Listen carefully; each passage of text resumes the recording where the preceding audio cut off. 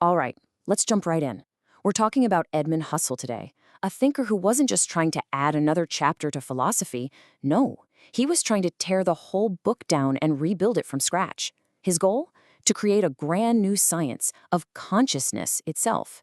He is, and I'm not exaggerating here, one of the most revolutionary minds of the 20th century. And hey, if you have any doubt about just how important this guy was, just look at this list. Heidegger, Sartre, Derrida. I mean, these are the heavyweights of modern thought, right?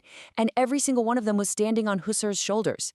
He's the wellspring, the father of this massive movement called phenomenology that would completely reshape how we think for 100 years.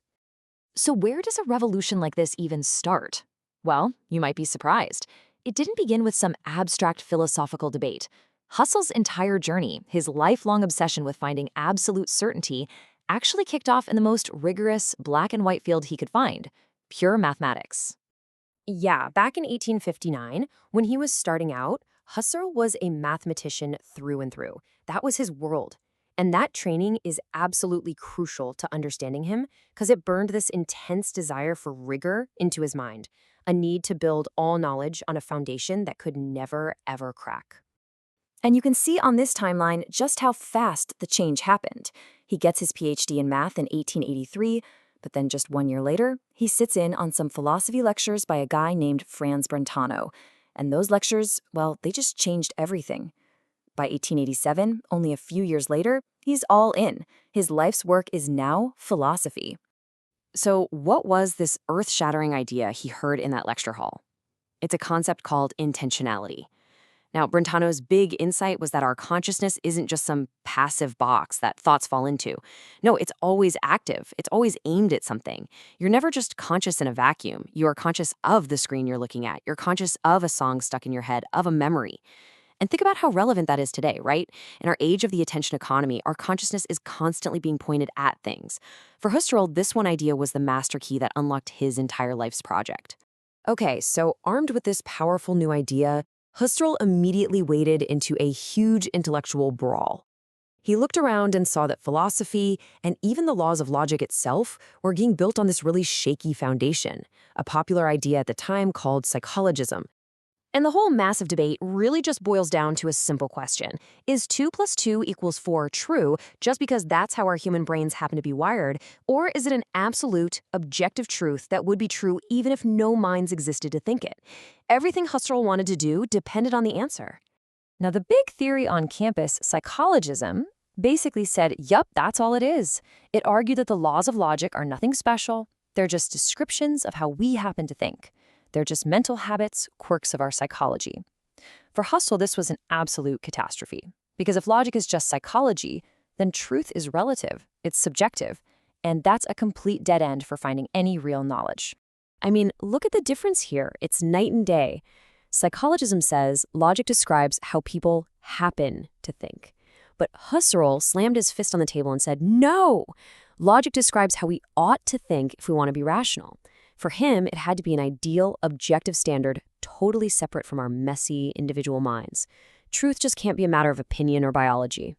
And so, in 1900, he dropped a philosophical bomb, his masterpiece, The Logical Investigations. In this huge work, he just systematically, piece by piece, dismantled psychologism. He completely tore down that old, shaky foundation, clearing the ground to build something totally new in its place. And that new thing, his grand solution, was phenomenology. This was Husserl's radical proposal to finally turn philosophy into what he called a rigorous science by creating a method that could study our experience directly without any of the old, unexamined assumptions getting in the way.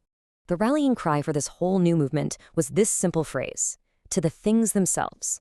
So what on earth did he mean by that? He meant, let's stop getting lost in endless theories about the world and get back to the only thing we have direct access to, our actual lived experience of things, just as they appear to us. But how do you actually do that? Well, Husserl came up with a very specific mental tool. He called it the phenomenological reduction, or he used the Greek word epoche, which means suspension. And it's this really cool mental move where you decide to put in brackets your normal belief about whether the things you're seeing and hearing actually exist out there. So here's how it works. Normally, we're all in what he called the natural attitude. We just go about our day assuming, that this desk is real, that car is out there. The epoche is when you consciously decide to just suspend that belief. Now, the point isn't to say the world isn't real, it's to shift your attention from the world itself to the structure of your experience of the world, because that experience is the one and only thing you can be absolutely certain of. Now, Husserl's ideas lit a fire in the philosophical world, attracting some of the brightest minds in Europe. But his later life took a turn, marked by a deep and terrible tragedy, as the political nightmare of the 1930s fell over Germany. In 1933, something truly unbelievable happened.